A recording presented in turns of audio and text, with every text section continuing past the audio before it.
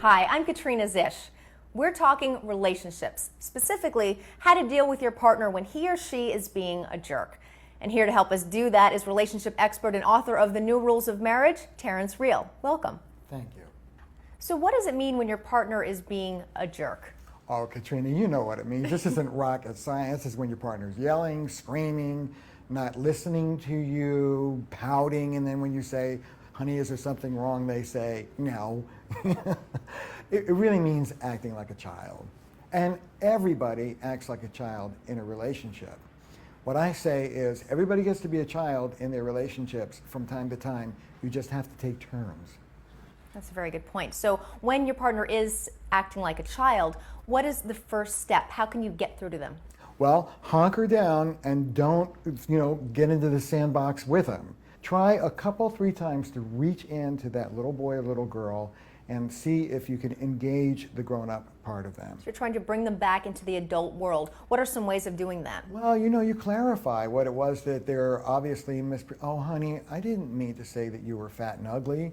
I just thought that perhaps that dress wasn't as flattering as the one you were wearing yesterday. Or I'm not saying that I have the right to come home whenever I want, I'm just saying sometimes I'm going to be late for work. It's a little bit like talking to a child. You know what, honey, I'm sorry, I didn't mean to say that. Really, it's just this.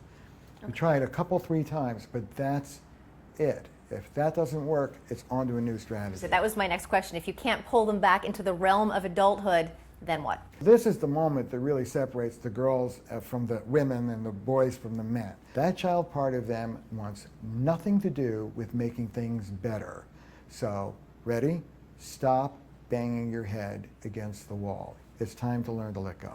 So you just forget that there's a problem and walk away?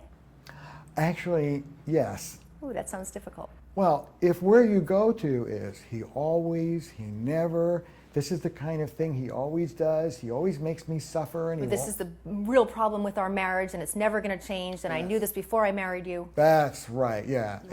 You go right to, I'm stuck with a loser and this is going to be the rest of my life.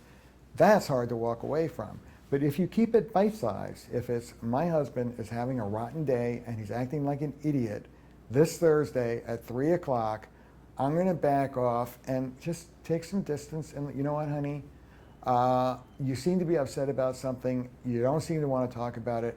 I'm going to go make a sandwich. I'll check in with you later. If it's about this moment and this particular afternoon, you can let go of it. So you talk about stepping away from that moment, removing yourself from the heat of the moment. So how long are these timeouts? Well, they're as long as it takes until the heat dies down.